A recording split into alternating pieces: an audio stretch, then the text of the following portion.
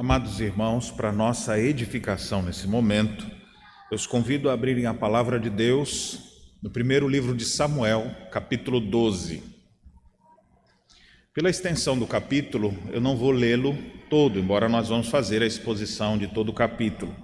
Eu quero agora, apenas para início da nossa mensagem, ler os dois últimos versículos, 24 e 25. 1 Samuel, capítulo 12, versos 24 e 25. A palavra de Deus diz assim: Tão somente, pois, temei ao Senhor e servi-o fielmente de todo o vosso coração, pois vede quão grandiosas coisas vos fez. Se, porém, perseverardes em fazer o mal, perecereis, tanto vós como o vosso rei. Amém. Meus irmãos, na última mensagem que eu trouxe para vocês, capítulo 11, eu comecei fazendo a leitura de um texto que eu escrevi intitulado Precisamos de uma Guerra. Foi até publicado no nosso informativo da semana anterior. E aí depois que eu falei sobre isso aqui, estourou uma guerra no mundo. Eu queria dizer que não tem nada a ver uma coisa com outra, e eu não queria guerra como se fez ali. Se você lembrar do meu texto é uma ironia, mostrando que às vezes a gente não sabe aproveitar os momentos de paz. E aí, por isso que eu disse, parece que a gente precisa de uma guerra, porque aí a gente começa a valorizar o que tem. Eu digo isso para que ninguém diga depois, pastor foi falar que precisamos de uma guerra, olha aí, ó. Então, nada disso. Então, hoje, eu não escrevi um texto, mas eu vou, só para fazer um trocadilho, eu disse, precisamos de uma guerra. Então, baseado na mensagem de hoje eu quero falar sobre precisamos enxergar nossos pecados. Você consegue enxergar os seus? Você consegue enxergar seus pecados? Hoje, durante a viagem, como não deu tempo da gente parar para almoçar, e aí a dona Thaís fez para o Petró alguns pãezinhos com goiabada. E aí entregou para nós. Na saída a gente está com aquele negócio. Na hora que eu mordi, eu senti, vou melar a camisa. Aí lembrei que a minha esposa ia olhar para mim assim, de novo, bem, e só pinga aqui, né? E era vermelho, aí ia ficar muito sujo. Na hora que eu mordi, eu já botei a mão embaixo. Quando eu mordi, pingou. Mas eu conseguia parar ainda ali pela mão.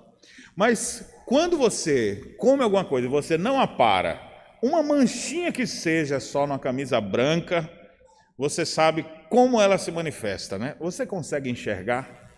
Quando você está com a blusa preta e a sujeira é algum grãozinho preto também, encostou ali, você nem percebe. Agora, se a camisa é nova, branca, você encosta às vezes num lugar, quando volta já fica a marca.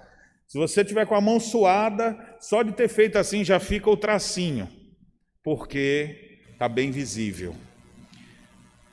Pegando essa figura agora para a sua vida, eu pergunto, você consegue enxergar os seus pecados? Eu sei que os dos outros você consegue. É muito fácil a gente enxergar o pecado dos outros. É por isso que Jesus disse que às vezes a gente tem uma facilidade para ver o cisco no olho do outro, mas não vê a trave no nosso.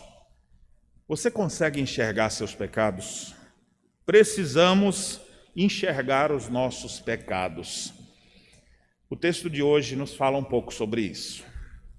Porque Deus não passa a mão sobre os nossos pecados.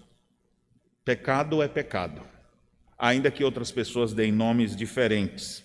E o que fazer quando a gente enxerga que cometemos pecado?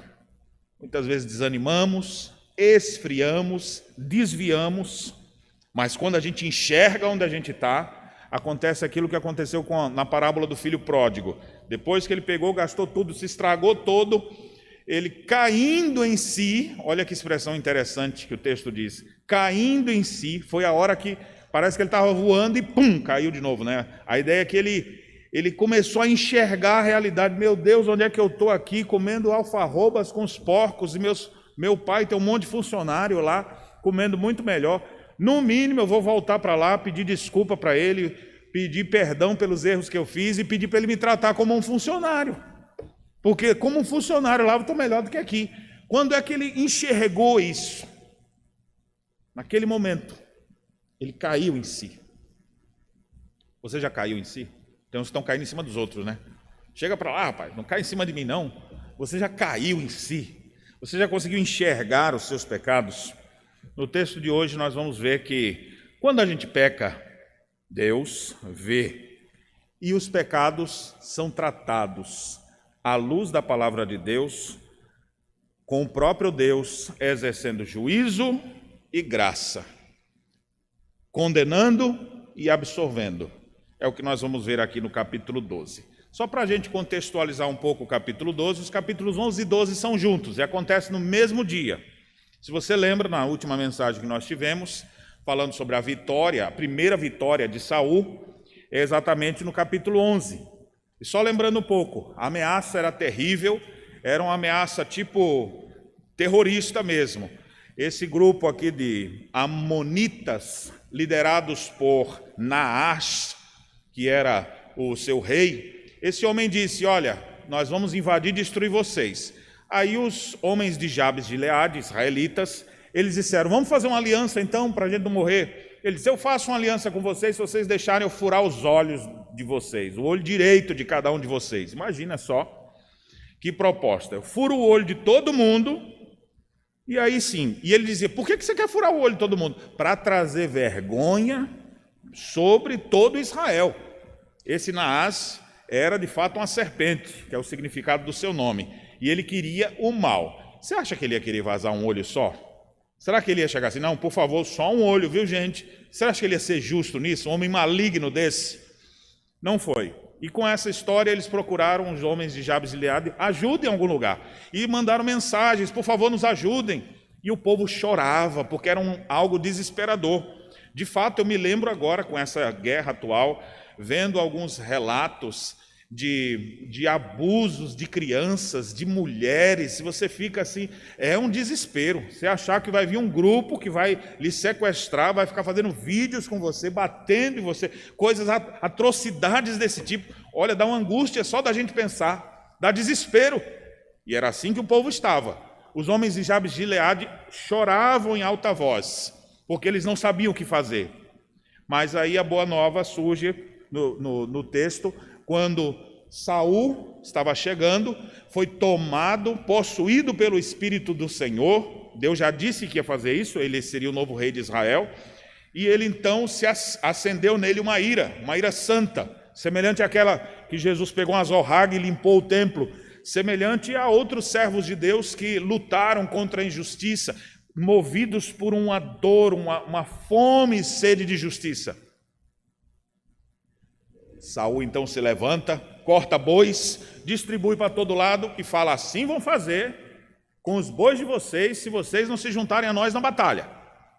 E aí o pessoal ficou impactado com aquilo. Deus usou essa mensagem de Saul, a Bíblia diz que caiu o temor do Senhor sobre todos os israelitas, e eles se uniram, como se fossem um só homem, a unidade do povo de Deus contra o real inimigo que estava lá fora. Antes estava todo mundo disperso, cada um na sua, mas agora sob a égide do novo rei Saul, todo o povo se une, e eles então, naquele dia se juntaram 330 mil soldados de todas as tribos de Israel, só da capital veio 30 mil, e eles então tiveram ali a estratégia de mandar 3 companhias divididas, média de 110 de cada lado.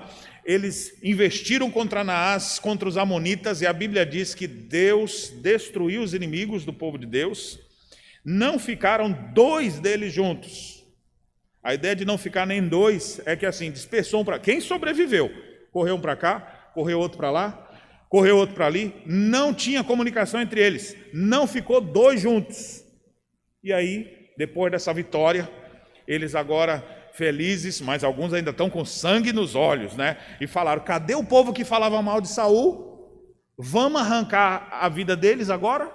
Fala mal do nosso novo rei aí, para eu ver. E eles já estavam prontos, tragamos eles para matá-los. Isso está lá no capítulo 11, verso 12. E Saul disse, hoje ninguém morrerá, porque hoje o Senhor efetuou um grande livramento. Deus salvou Israel. Na hora que Saul faz isso, você vê que Saul realmente está bem controlado, né? Não é à toa que o texto diz que ele estava possuído pelo Espírito Santo, porque se fosse outro, ele ia dizer, cara, os caras querem me defender, ainda cortar a cabeça dos meus inimigos, pode fazer a limpa aí, por favor, manda brasa. Mas ele não, hoje ninguém morrerá, o Senhor salvou o seu povo. Samuel então se levanta e fala: vamos a Gilgal e renovemos o reino. Está lá no verso 14. Esse é o momento aqui da nossa passagem. Renovemos o reino. O termo hebraico aqui, traduzido como renovemos, está num grau da língua hebraica que dá a ideia de intensidade. Eles queriam reconstruir, eles queriam renovar o reino de Deus, o reino de Israel, e deveriam fazer isso de todo o seu coração, com toda a sua força, com todo o seu entendimento. Essa palavra aparece lá no Salmo 51, quando, por exemplo, diz: e renova dentro de mim um espírito reto, traz um coração novo para mim. Ou no Salmo 104, quando diz: envias o teu espírito e renovas a face da terra. É a mesma palavra aqui do capítulo 11, verso 14, quando ele diz: vamos a Gilgal renovar o reino. E essa renovação pactual do povo de Deus é o que acontece aqui no capítulo 12. Então esse é o momento.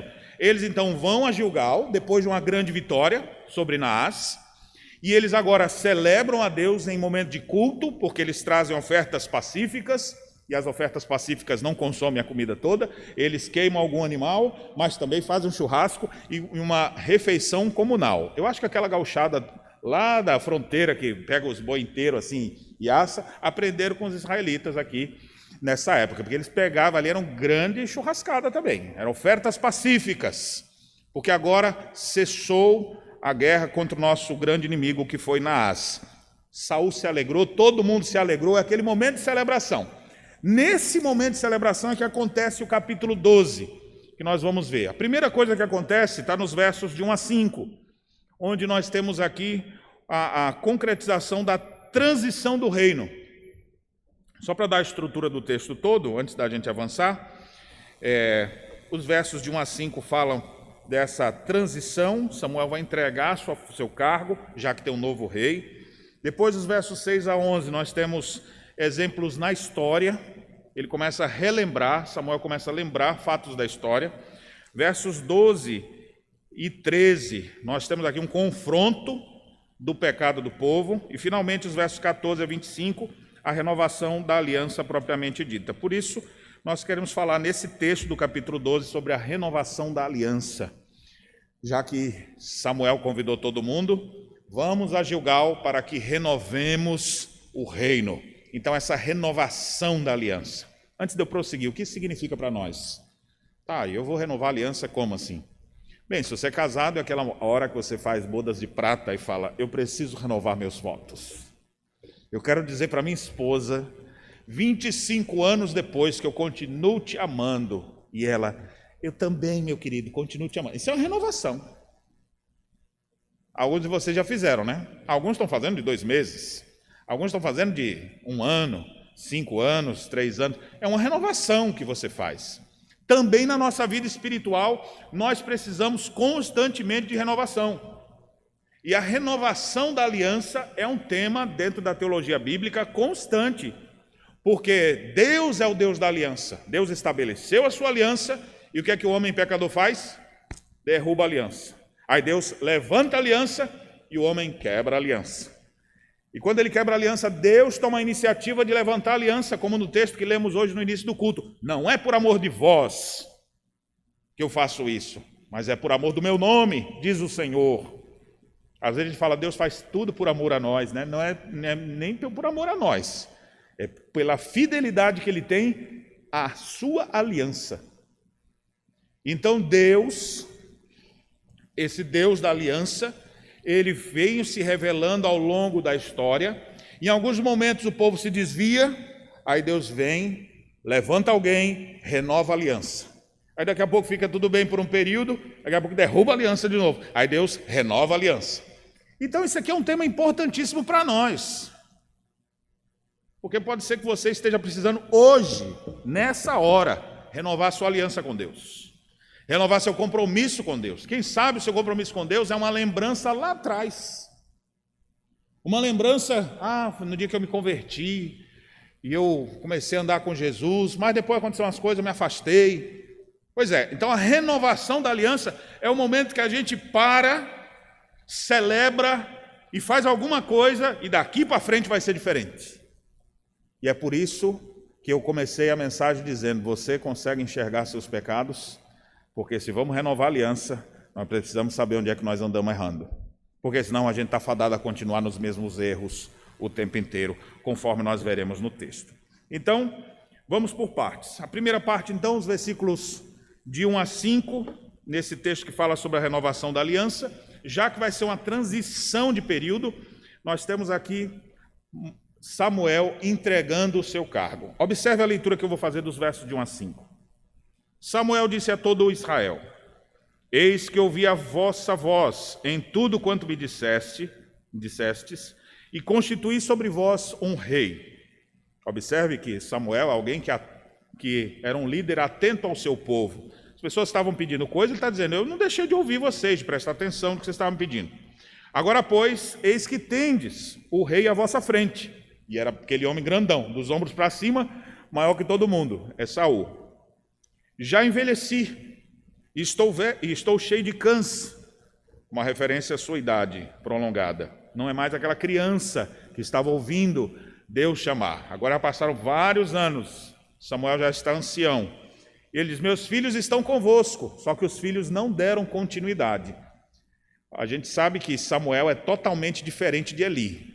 Eli não repreendeu seus filhos se tornaram representantes ali, sacerdotes, estavam corrompendo o povo. Samuel foi levantado por Deus no lugar de Eli, mas os filhos de Samuel não seguiram pelos mesmos caminhos de Samuel. Contudo, Samuel foi firme e não botou seus filhos em canto nenhum. Ele está dizendo: meus filhos estão aí, mas eu não coloquei eles como meus sucessores. O meu procedimento diante de vós sempre esteve diante de vocês, desde a minha mocidade até o dia de hoje. Era Samuel quase que se despedindo aqui. No quartel, a gente chama isso aqui aquelas palavras da passagem de cargo. Passagem de comando, aí quem está para sair, eu queria dizer para vocês aqui algumas coisas. E ele começa então a relatar. Aqui é o momento em que Samuel chama o povo como se fosse assim: vamos prestar contas aqui. Em alguns momentos nós vemos esse tipo de discurso presente. Quem sabe eu vou fazer um discurso como esse aqui no dia que eu tiver, o último culto que eu tiver na igreja. Dizer: eu estou indo embora, por alguma razão. Foi assim que Josué fez a renovação da aliança e falou: olha, vocês sigam o que vocês quiserem, ou aos deuses dessa terra ou aqueles outros. Eu e minha casa serviremos ao Senhor. Paulo, quando estava para se despedir dos crentes, dos presbíteros em Éfeso, disse: eu protesto hoje, eu estou limpo do sangue de vocês, nunca deixei de anunciar todo o desígnio de Deus, vocês sabem como eu procedi a minha vida inteira. Alguém tem alguma coisa para me acusar? E todo mundo: não, Paulo. Então é isso que Samuel está fazendo. Vocês me conhecem desde criança até hoje, vocês têm alguma coisa para me acusar? E aí ele começa assim: eis-me aqui, verso 3, testemunhai contra mim perante o Senhor e perante o seu ungido. De quem tomei boi? De quem tomei jumento? A quem defraudei? A quem oprimi? E das mãos de quem aceitei suborno para encobrir com ele os meus olhos? E vô-lo restituirei. Então responderam: em nada nos defraudaste, nem nos oprimiste, nem tomaste coisa alguma das mãos de ninguém. E ele lhes disse: o Senhor é testemunha contra vós outros e o seu ungido, e hoje testemunha de que nada tendes achado das minhas mãos. E o povo confirmou: Deus é testemunha. Então, nessa primeira parte, o que nós temos é Samuel, que é o último dos juízes, e esse momento é um momento que está findando o período dos juízes, por isso que é uma renovação da aliança. O período dos juízes vem até Samuel, daqui para frente vai ser a monarquia, vai ser rei sobre Israel, vai ter um rei sobre Israel. Então, nesse momento de transição, Samuel chama todo mundo, reúne, era aquele fim de festa, tiveram vitória sobre os inimigos, e ele fala: de quem defraudei? Quem pode dizer aqui que eu andei roubando? Quem vai dizer aqui que eu andei fazendo coisa errada? Bora, agora é a hora de vocês falarem. E todo mundo: eu não tenho nada, eu até não gosto muito daquela barba dele, mas eu não tenho nada para dizer dele. Pode até ser que alguém não gostasse dele, mas não tinha nada para dizer sobre a sua índole, sobre o seu caráter. É muito interessante isso aqui. E o povo confirma: em nada vimos você roubar a gente, pelo contrário, Se fosse uma pergunta dessa, é tanto que Eli e os filhos de Eli nunca perguntaram isso, né? Morreram no pecado. Exatamente porque eles perguntassem isso, todo mundo tinha um monte de coisa para dizer. Porque eles se aproveitavam das melhores carnes, eles se aproveitavam das mulheres na porta da tenda, com uma vida de promiscuidade, eles defraudavam o povo, aquilo que deveria ser pago, eles cobravam muito mais, então era uma vida de injustiça.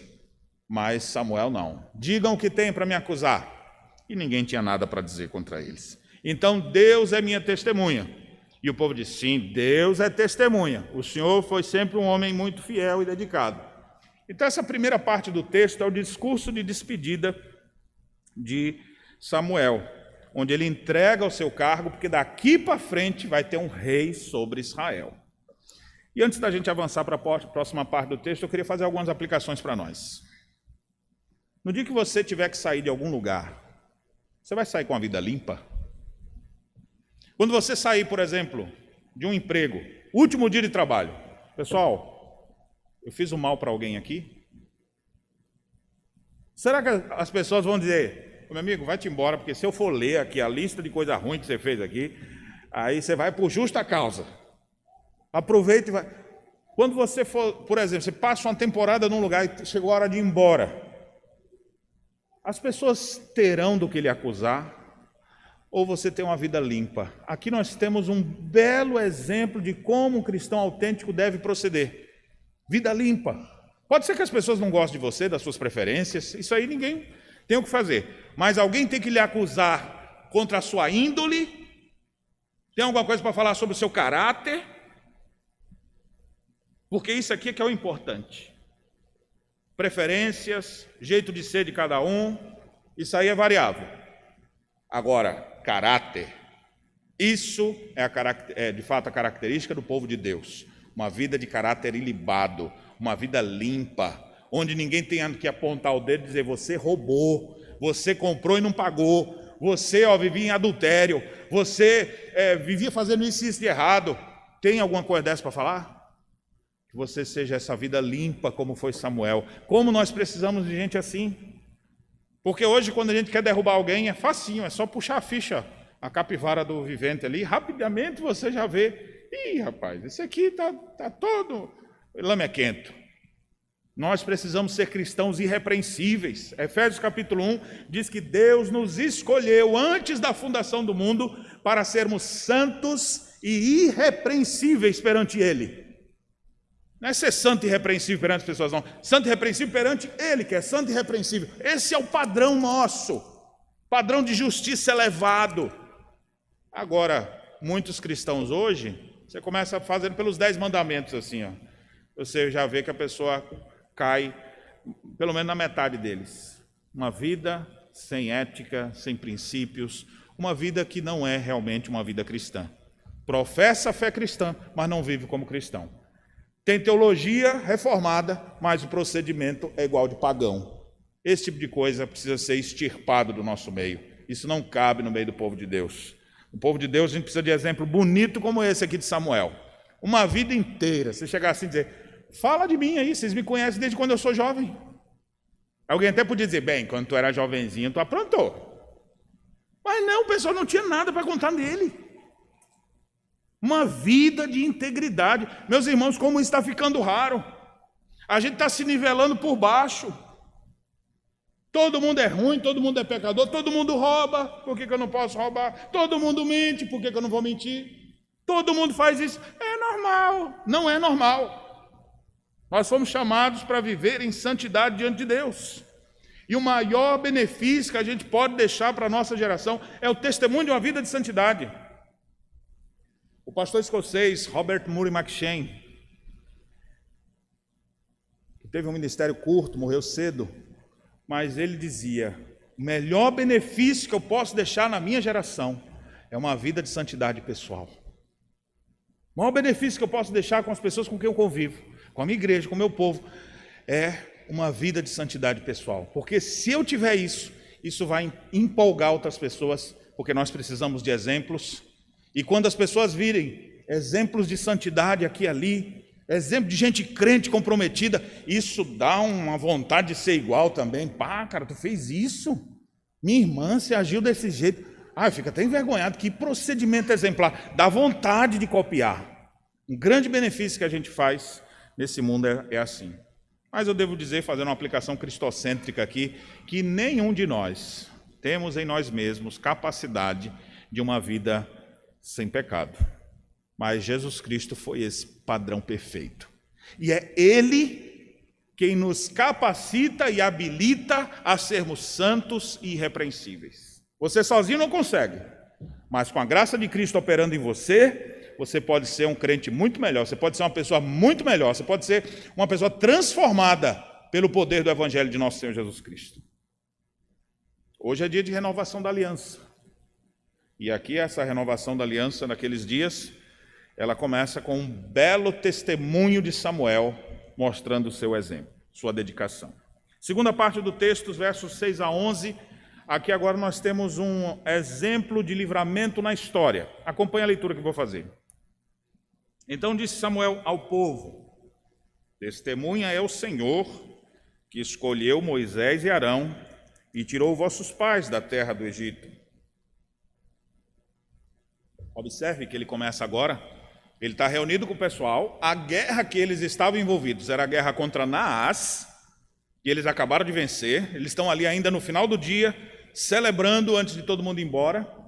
Mas agora Samuel começa a trazer instruções históricas. E ele começa lá atrás de Moisés e Arão. E ele fala: você lembra? Deus operou na vida dos nossos pais, na nossa vida. Nós somos esse povo pactual. E quando Deus estava lá, ele levantou Moisés e Arão. E aí verso 7 diz: agora, pois, ponde-vos aqui e pleitearei convosco perante o Senhor, relativamente a todos os seus atos de justiça que fez a vós outros e a vossos pais.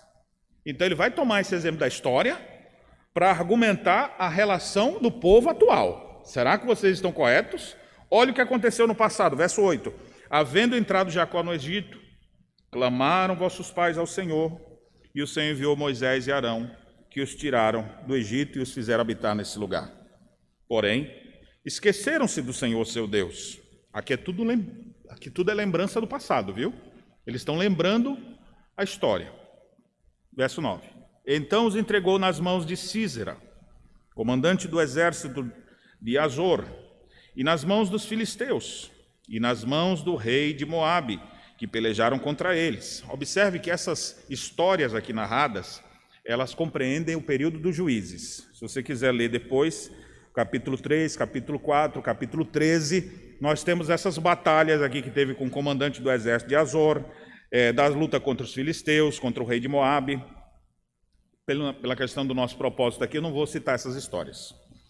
Verso 10. E clamaram ao Senhor e disseram, isso aqui é o que eles fizeram lá atrás: pecamos, pois deixamos o Senhor e servimos aos Baalins e Astarotes. Agora, pois, livra-nos das mãos dos nossos inimigos e te serviremos. Então Samuel está lembrando o povo os feitos de Deus. Deus levantou Moisés, tirou vocês do Egito. Depois, vários inimigos se levantaram e vocês começaram a clamar, humildes, reconhecendo seus erros. Nós pecamos, olha o que está acontecendo conosco. E olha o que foi que Deus fez, verso 11. O Senhor enviou Jerubaal e a Baraque e a Jefté. E olha só, ele bota até ele agora no grupo. E a Samuel, esse que vos fala. E vos livrou das mãos dos vossos inimigos em redor e habitastes em segurança. Qual é o resumo dessa parte aqui da história? O que ele lembra da história? Ele lembra o seguinte: o povo estava oprimido, aí começa a reconhecer assim, eu devo ter feito alguma coisa. Nós aprontamos alguma coisa. Eles começam a procurar descobrir o que eles fizeram de errado. Aí ele diz, pecamos, Senhor, nós pecamos, esquecemos de Ti, e nós nos desviamos dos Teus caminhos, e estamos servindo a outros deuses. Quando o povo tinha esse quebrantamento, Deus ouvia dos altos céus, seu clamor chegava aos ouvidos de Deus, Deus se compadecia deles e fazia o quê? Levantava um líder. Primeiro foi a referência lá a Moisés e Arão. Depois ele faz a referência de 4 homens que foram levantados: Jerubaal. Você lembra quem é Jerubaal? Jerubaal é porque Baal é o deus Baal. Jerubaal que destrói Baal. Jerubaal é o nome de Gideão, é um apelido. O nome Gideão era o nome próprio dele, mas o homem destruiu vários guerreiros do mal, então esse homem é o que destrói Baal. Então botaram esse apelido nele. Jerubaal, outro, Baraque. A história de Baraque é outro juiz, só que a gente sempre sabe, porque como Baraque ficou frouxo, na hora de ir para a guerra ficou com medo, aí ele chegou para Débora e disse: Débora, se tu não for comigo, eu não vou. E ela: pois eu me levantarei como mãe em Israel. E ela apoiou Baraque e eles venceram. Terceiro exemplo, Jefté. A gente lembra de Jefté por causa daquele voto precipitado, mas não é esse a principal coisa que nós devemos lembrar dele. Devemos lembrar que Jefté foi levantado por Deus para combater os inimigos e libertar o seu povo. E por último, Samuel. Em que momento Samuel liberou o povo? Bem, foi minha primeira mensagem da série em Samuel, que inclusive deu o título para ela, Ebenezer, até aqui nos ajudou o Senhor. Capítulo 7, filisteus vindo contra israelitas. Samuel começa a orar: Deus, tenha misericórdia do teu povo. E o que Deus fez? Começou a mandar trovões e relâmpagos e destruiu os filisteus naquele dia. E naquela ocasião, então, eles disseram: Ebenezer, até aqui nos ajudou o Senhor. Então, qual é o ponto aqui? É que toda vez que o povo se desviava, por causa da opressão do inimigo, a opressão vinha sobre eles, aí eles começavam a clamar, arrependidos agora: Deus nos socorra. Aí Deus levantava alguém. Quando tudo ficava em paz, o povo caía de novo e começava a pecar. Aí, como castigo pelos seus pecados, vinha alguém para destruir eles. Aí eles começavam a se humilhar: Deus nos socorra. Aí Deus levantava outro líder, liberava o povo. Daqui a pouco, quando está tudo em tempo de paz, eles se esquecem e se desviam de novo. Aí Deus vem e permite que venha um outro povo para tentar destruí-los. Eles se humilham. Então o padrão é sempre o mesmo. Deus livrava o seu povo usando alguém, mas o povo continuava. Por que Samuel está usando toda essa história? Nós vamos ver na próxima parte aqui, dos versos 12 e 13. Mas antes de avançar, eu queria trazer já umas aplicações aqui. Porque o apóstolo Paulo disse que todas essas histórias bíblicas foram escritas, não era só para registrar a história. Como é que Paulo diz? Todas essas coisas foram escritas para nós. É para advertência nossa, nós que vamos herdar a vida eterna. Essas coisas foram escritas só para ter um registro histórico. Isso aqui é para a gente não cair no mesmo erro deles. Olha como eles foram. Se desviaram, se afastaram de Deus. Aí começou a vir um sofrimento sobre a vida deles. Aí naquela hora que eles estavam lá comendo pão que o diabo amassou, eles começavam: Deus, por favor, me ajuda. Aí Deus ajudava, levantando um líder, destruía os inimigos, livrava o povo. Aí daqui a pouco eles estão pecando tudo de novo. Então ele mostra aqui pelo menos 4 ciclos disso. Lembrando aqui de Jerubaal, de Gideão, de Baraque, de Jefté e o próprio Samuel. Por que ele está usando tudo isso? Aqui vai chegar o nosso ponto, dos versos 12 e 13. Mas eu pergunto para você: como você tem considerado a história? Tanto a história bíblica, como a sua história. Você tem visto como Deus tem conduzido sua vida? Será que você só vai aprender a buscar a Deus debaixo de perrengue? Será que toda vez você tem que estar quebrado, arrebentado para começar a ficar buscando a Deus? Porque esse é o padrão da época dos juízes. Quando está mal, clama ao Senhor. Quando está bem, se esquece de Deus e se desvia. Nós precisamos, irmãos, aprender a servir a Deus, o Deus da aliança. Afinal, o texto fala sobre a renovação da aliança. E é para viver com Deus da aliança a vida inteira. E não essa vida de altos e baixos. Como é triste a gente ver pessoas que começam bem, daqui a pouco já desistem. Não é esse que vai ser o padrão. O padrão já foi dito no início, é o padrão de Samuel. Uma vida de integridade servindo ao Senhor. Perseverando em buscar a Deus. Perseguindo uma vida de santidade. Mas quando a gente relaxa nos nossos deveres pessoais, quando a gente relaxa na nossa vida de santidade, quando a gente desconsidera as coisas de Deus, a gente fica parecendo um eletrocardiograma, né? Com aqueles altos e baixos, assim. Hoje eu tô bem. Parece uma bipolaridade espiritual, né? Hoje eu estou mal. Hoje eu estou super feliz, servindo ao Senhor. Hoje eu não quero saber de nada. E você vai vendo assim, altos e baixos. Nós não podemos viver assim. Precisamos ter uma ascendência, uma caminhada ascendente servindo ao Senhor. A história está cheia de exemplos. Será que você não vai olhar? Você vai precisar quebrar a cara para depois ter que dizer para os outros, olha, eu queria ensinar para vocês aí que são jovens, cuidado com isso, com aquilo outro, viu? Será que eu vou ter que sempre ficar quebrando a cara para aprender? Ou eu posso aprender pela instrução? Para que tem história? Considera a história, considera o teu passado. Ageu dizia isso, né? Considerai o vosso passado, olha como vocês já viveram, olha para trás e aplica para hoje o que está acontecendo. Aprende a fazer leitura dos tempos, do que está acontecendo ao seu redor. Não despreze a história. Lembre de tudo que aconteceu, porque isso vai lhe deixar com um retrato bem amplo do que está acontecendo ao seu redor. Mas vamos lá agora, terceira parte do texto, versos 12 e 13. Aqui nós temos um confronto. Samuel vai fazer um confronto ao povo. E olha o que ele diz. Ele primeiro estava citando a história passada, agora ele está citando o que aconteceu no dia. Vendo vós que Naás, rei dos filhos de Amon, vinha contra vós outros, me dissestes. Olha só que interessante, aquela fala que a gente tinha visto um pouco atrás, mas está registrada aqui a razão dela. Porque se você lembra, alguns capítulos atrás, o povo dizia assim para Samuel, queremos um rei, como as outras nações têm um rei. E Samuel ficou triste com aquilo. Aí quando Samuel foi conversar com Deus, aí Deus falou para Samuel, Samuel, não fique triste não, meu filho. Eles não estão rejeitando, não é você não. Eles estão rejeitando a mim, porque eu sou o rei deles.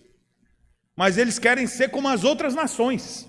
Eles têm o privilégio de servir ao Deus único, que é o rei deles, mas eles preferem ser como os outros. Que tragédia! Irmãos aqui da igreja, presta atenção numa coisa aqui, ó.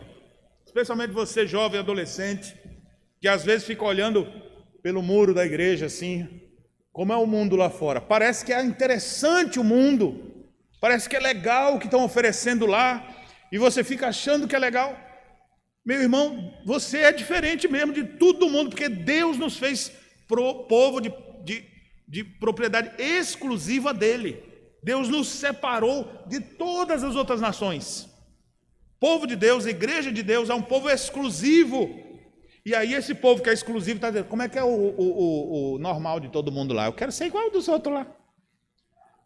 Deus era o rei de Israel, é o rei de Israel. Mas o povo dizia, a gente quer um rei igual aos outros lá. E Samuel, vocês querem um rei? Vocês vão sofrer com isso. E Deus disse, deixa, eles querem, eles estão rejeitando, é a mim, não é a você não. Então essa conversa aqui, se você ler Samuel 12, parece, num primeiro momento, até que Samuel estava meio dolorido com isso, mas não é. É porque o que eles fizeram era errado. Olha o que diz ainda. Quando Naás veio contra vós outros, vocês me disseram, não, mas reinará sobre nós um rei, ao passo que o Senhor vosso Deus era o vosso rei. O povo veio, nós precisamos de um rei igual às outras nações. E aí ele falou, não, vocês não precisam, Deus é rei de vocês. Não, a gente quer um igual a todo mundo, parecendo um menino birrento, né? Nós queremos ser igual a todo mundo. Vamos lá, criançada, todo mundo. Nós queremos ser igual a todo mundo. E aí eles nessa começaram com essa birra. Nós queremos, olha como diz o texto lá, reinará sobre nós um rei. E aí Samuel disse, mas Deus era o vosso rei. Vocês estão vendo o que vocês estão fazendo? Meus irmãos, aqui está identificada uma idolatria no coração do povo de Deus. E qual era a idolatria? Era a idolatria de governo. Eles achavam que a coisa mais importante era ter um rei. E eles estavam desprezando o grande rei, Deus, por causa daquilo. Versículo 13. Agora, pois, eis aí o vosso rei que elegestes. e que pedistes, e eis que o Senhor vos deu um rei.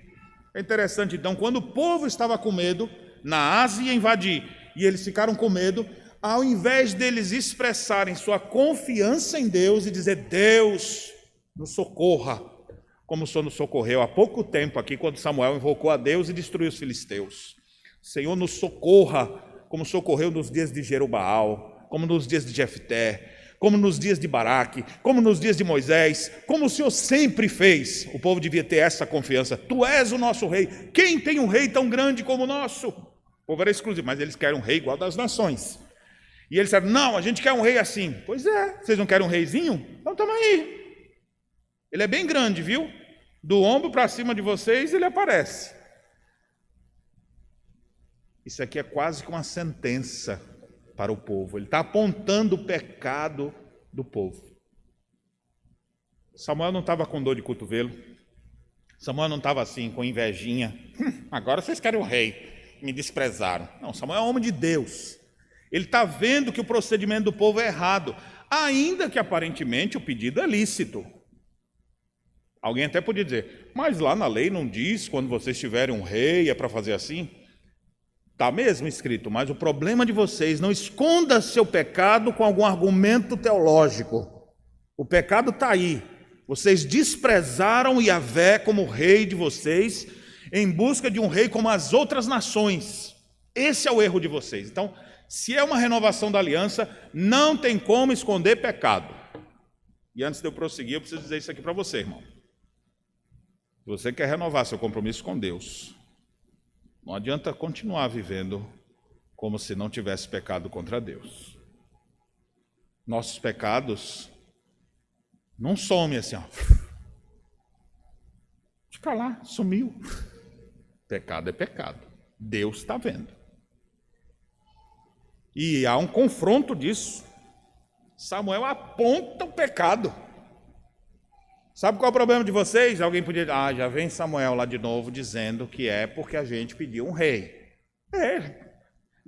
Nos últimos 4 capítulos isso está o tempo inteiro aparecendo. Só que agora é a renovação da aliança. Não tem como renovar a aliança com Deus com a conduta de pecado. Não tem como você querer a bênção de Deus com uma vida entregue ao erro. E é por isso que esse é um momento tão importante para nós, porque se queremos renovar nosso compromisso com Deus, é hora da gente observar que Deus está confrontando nossos erros, confrontando os nossos pecados. E nós devemos estar perante a face de Deus. E quem vai dizer, Deus, eu não fiz? Eu não fiz. Para falar a verdade, eu queria ser nesse momento igual Samuel. Não posso fazer o que Samuel fez aqui, mas eu queria. Vamos ver o que foi que vai acontecer na última parte do texto aqui, que agora foi a confrontação. Versículos 14 a 25 é a renovação da aliança propriamente dita. Olha o que é dito aqui.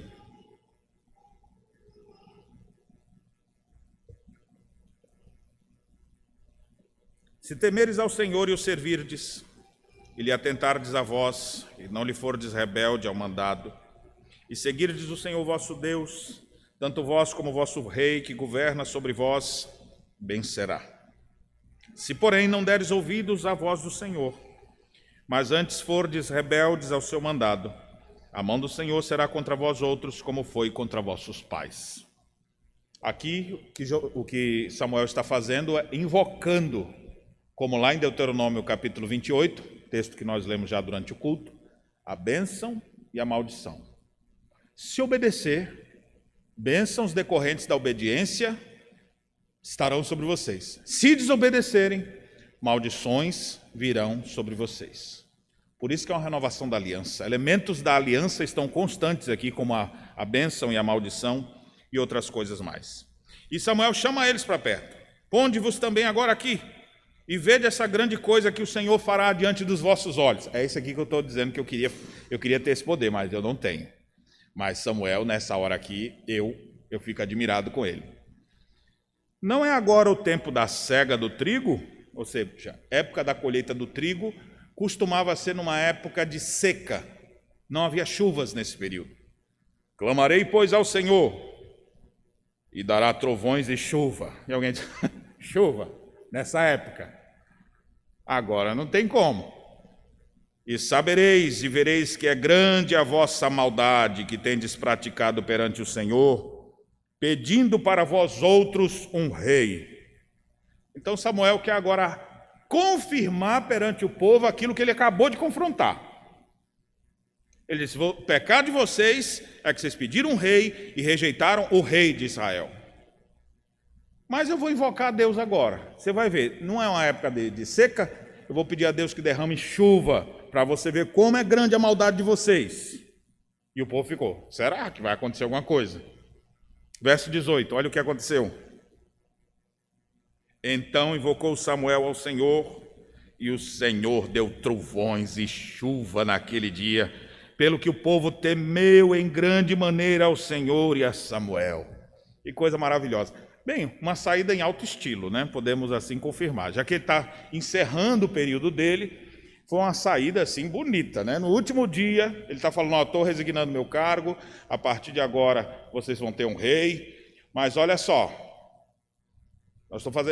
nós estamos fazendo essa transição porque Deus mandou fazer, e Ele que está renovando a aliança. Mas vocês pecaram. Ele deixa claro isso: vocês pecaram pedindo um rei.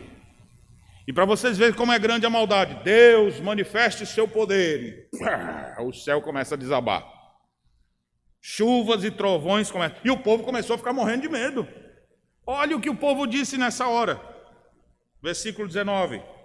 Todo o povo disse a Samuel: roga pelos teus servos ao Senhor teu Deus, para que não venhamos a morrer. Está todo mundo morrendo de medo.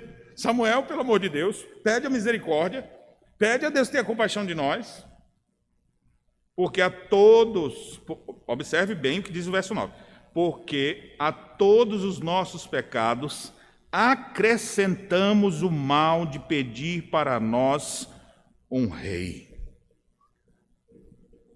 Por que é uma renovação da aliança? Porque Deus fala e estabelece a verdade. Confronta o povo no seu pecado.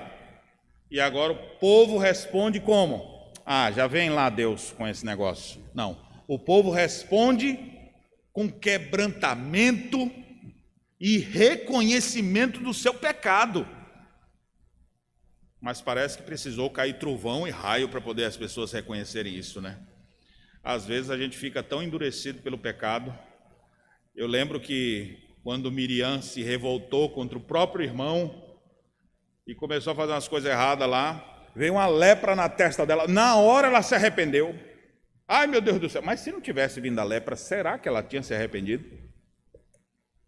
Samuel confronta o povo: vocês pecaram, vocês pediram um rei. Será que o povo, se não caísse aquele trovada todo, não caísse aquele mundo, parece que ia ter um dilúvio ali, o povo: pecamos, além do monte de pecado que a gente já tem, acrescentamos mais esse, que o senhor acabou de dizer, nós pedimos um rei, estamos errados mesmo. Então, há uma renovação da aliança aqui, exatamente porque Deus confronta o povo, e o povo responde com humilhação, reconhecendo o seu erro. Versículo 20, então Samuel disse ao povo: não temais, tendes cometido todo esse mal. Quando o povo se arrepende, ele não diz assim: não, deixa para lá. Não, vocês erraram mesmo, vocês pecaram mesmo. No entanto, não vos desvieis de seguir ao Senhor, mas servi ao Senhor de todo o vosso coração. Não vos desvieis, pois seguiríeis coisas vãs, que nada aproveitam, então pouco vos podem livrar, porque vaidade são. Pois o Senhor, por causa do seu grande nome, não desamparará o seu povo, porque aprouve ao Senhor fazer-vos o seu povo. Quanto a mim, longe de mim que eu peque contra o Senhor, deixando de orar por vós. Antes vos ensinarei o caminho bom e direito. Tão somente, pois, temei o Senhor e servi-o fielmente de todo o vosso coração, pois vede quão grandiosas coisas vos fez. Se, porém, perseverardes em fazer o mal, perecereis, tanto vós como o vosso rei. Então, você observa que essa perícope do 14 ao 25 começa e termina conclamando o povo: temam a Deus. Se vocês temerem a Deus, vocês serão abençoados. Se vocês não temerem a Deus, vocês vão ser destruídos. Começa assim, termina assim. E em meio a essa renovação da aliança, o povo é confrontado. povo também reconhece seu erro, mas alguém pode só reconhecer o seu erro e nada mudar. E é por isso que tem duas vezes a expressão no verso 20 e verso 21, não vos desvieis. Deixa eu dizer uma coisa aqui muito interessante, uma aplicação importante aqui para nós. Às vezes a gente erra, e depois que a gente erra, a gente fala assim, para que eu fui fazer isso? Agora já era, não tem mais o que fazer. E a pessoa fica sentada em cima daquele erro e não avança mais. Então a chamada que nós temos aqui, de Samuel ao povo, ao renovar a aliança, mostra o quanto Deus é gracioso, porque ele diz, vocês erraram, erramos, então vamos ser destruídos, é o que merece, mas ao invés de receber a ira de Deus, por terem rejeitado Yahvé e pedido um rei, Deus diz para o povo, não se desviem, voltem, vamos começar agora do jeito certo, vamos retomar a caminhada, e não é por causa de vocês não, é por causa do meu nome, e porque eu disse que teria um povo, Deus falando aqui no texto, né? E eu vou fazer de vocês meu povo. Quando você errar, não fique sentado em cima do seu erro. Renove a aliança. Errou, pecou, o erro dói dentro de você. Você está lá com aquele negócio lhe travando a caminhada. Arrependa-se, abandone o pecado e siga. O Senhor está lhe dando uma nova chance. Quando aquela mulher foi apanhada em flagrante adultério, conforme o texto diz, todo mundo queria apedrejá-la, e Jesus fala, quem não tem pecado, atire a primeira pedra, e todos acabaram saindo, e o Senhor olha para aquela mulher, que estava sentada, literalmente, no pecado, estava ali, exposta diante de todos. O que essa mulher pode fazer? Jesus não fica ali agora passando sermão em cima dela, mas o Senhor lhe mostra a sua graça, porque ela já sentiu o que o pecado faz. O pecado faz isso mesmo, humilha, derruba, deixa sozinha. Mas Jesus chega lá e fala, eu não te condeno. Jesus está absorvendo, estendendo perdão. Vai e não peques mais. Se você errou, irmão, se você pecou, se você está travado, se você não sabe para o que fazer, é hora de renovar a sua aliança com Deus. É hora de reconhecer o seu erro, pedir perdão a Deus e não se desviar mais. Deixa o erro para trás e segue adiante. Não deixe que o passado fique lhe travando como se fosse uma bala de canhão, que você tenta andar e aquele peso enorme lhe puxando para trás. Não. Quando nós estamos na presença do Senhor e renovamos nosso compromisso com Ele, nossos pecados são abandonados, o Senhor perdoa as nossas iniquidades, Ele limpa completamente o nosso ser e Ele diz, vai meu filho, vai e não peques mais, deixa o erro para trás, não faça mais isso, siga adiante, desviou, mas daqui para frente não desvia mais, segue o teu caminho. É isso que a gente faz ao servir ao Deus da aliança, porque se nós vivermos em aliança com Deus e na prática do pecado, o que vai vir sobre nós são as maldições do pacto. E ele diz isso no início e no fim dessa película. Se não derdes ouvidos ao Senhor, fordes rebeldes, a mão do Senhor será contra vós outros. Que coisa horrível é ver a mão de Deus pesando sobre o vivente. Deus fez isso no passado e Ele continua fazendo hoje. E é por isso que o seu pecado, você precisa confessar, não é para mim não, você precisa confessar o seu pecado diante de Deus. Deus confronta a gente, e pecado é um negócio que a gente sente dentro de nós. Olha só, eu só vou dizer assim, ó, meu irmão, você está em pecado. Deus sabe do seu pecado. Você sabe qual é o seu pecado? Todo mundo sabe do seu pecado. Há uma consciência dentro de nós que nos acusa e nos absorve. Quando a gente erra, a nossa consciência nos acusa. O Espírito Santo de Deus dentro de nós diz, está errado, estou errado. Se você continuar no erro, o texto diz, a mão do Senhor vai ser contra você. Se perseverardes em fazer o mal, perecereis, tanto vós como o vosso rei. O que a gente faz então? Vai continuar sentado no pecado? A gente precisa se libertar disso, só que a gente não consegue sozinho. E aqui é onde é a boa nova graciosa do nosso Deus. É Deus quem nos arranca do domínio do pecado. É Deus quem nos chama para uma nova vida. É Deus quem diz, não se desvie mais. Vai, meu filho. Caminha agora comigo. Em aliança com Deus. Procurando obedecer. E aí você vai vendo bênçãos decorrentes da obediência sem você merecer. E Deus graciosamente conduzindo sua vida. Nós precisamos renovar nossa aliança. E eu pergunto para você, como você responderá a essa mensagem nessa hora? Não tem como nós escondermos os nossos pecados. Por isso eu perguntei, você consegue enxergar os seus erros? E no início da minha mensagem eu disse, nós precisamos enxergar nossos erros. Porque se a gente só conseguir enxergar os dos outros e não enxergar os nossos, nós vamos sofrer as maldições do pacto por causa do nosso endurecimento. Mas a graça de Cristo nos é oferecida. Arrependa-se, creia, abandone o erro e siga agora sem se desviar do Senhor. Não se desvie nem para a direita nem para a esquerda, servindo a Deus, dizendo, eu quero estar perante a face de Deus. É necessário descortinar seu coração, é necessário quebrar os ídolos de dentro do coração. E essa é uma coisa que a gente não costuma fazer. Porque às vezes a gente gosta dos ídolos, mas eles nos afastam de Deus. Mas hoje é a oportunidade de renovação da aliança. E Deus conclama seu povo, venham, como Samuel fez aqui, ele que é o representante de Deus. Vamos ao Gilgal renovar o reino, renovar com intensidade, vamos fazer o negócio direito. E o que é necessário para isso? Abandone seu pecado, reconheça seu erro. Eu não fiz nada de errado, então vai ter uma confrontação bíblica para que você possa cair em si. Deus nunca está errado. E ele nos confronta dizendo, há pecado no meio de vós. Se continuar o pecado, vocês perecerão.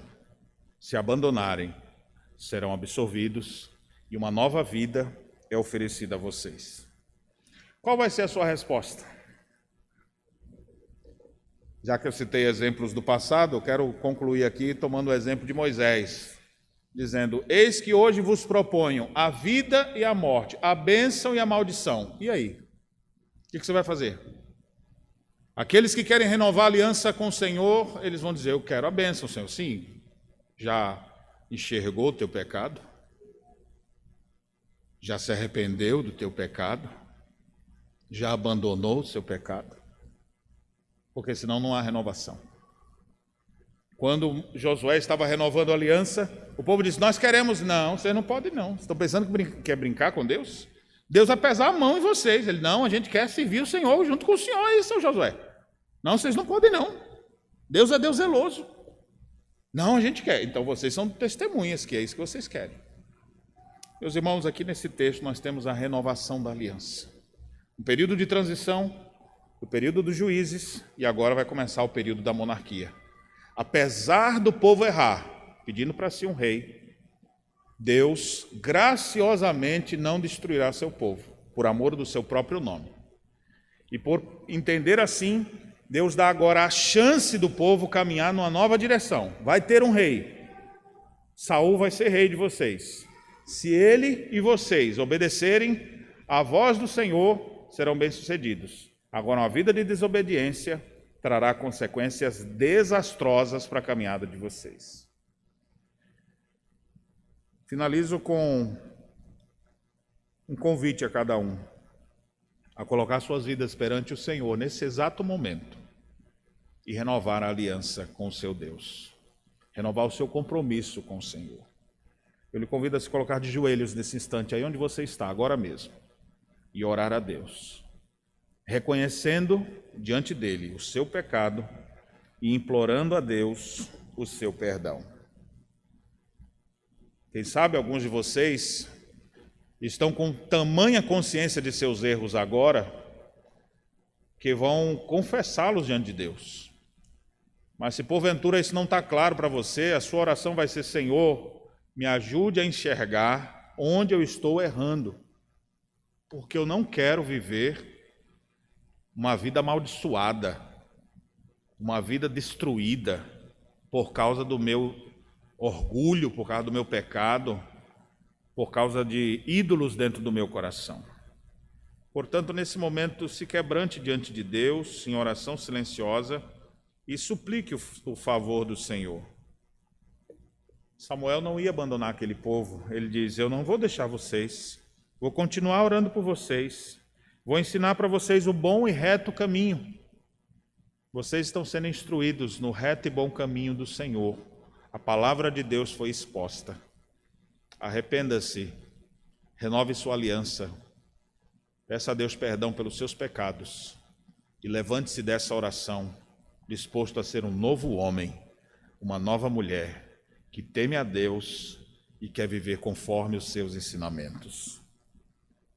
Senhor, como nós precisamos da graça de nosso Senhor Jesus Cristo para primeiro nos confrontar e fazer a gente cair em si, para enxergar os nossos erros, para destronar os ídolos, para fazer cair dos olhos as escamas que nos fazem enxergar a realidade distorcida. Deus, tem misericórdia do teu povo. Satanás tem cativado tantas pessoas, o mundo tem cegado tantas pessoas. Deus, opera em nós, faz cair sobre o teu povo o temor do Senhor, para que possa enxergar onde realmente estão. Nós não precisamos, ó Deus, que trovões e relâmpagos apareçam no céu para a gente reconhecer que essa palavra é verdadeira. A tua palavra é a palavra de vida eterna. Agora nós precisamos da ação do teu Espírito para nos convencer do pecado, da justiça e do juízo. Ó Espírito do eterno Deus, opera no coração de cada um que aqui se encontra. Opera no meu coração, no coração dos meus irmãos. Que a tua palavra de fato confronte nosso ego, derrube o nosso eu, triunfe sobre nós, e assim quebrantados possamos implorar teu perdão. Ó Senhor, pecamos.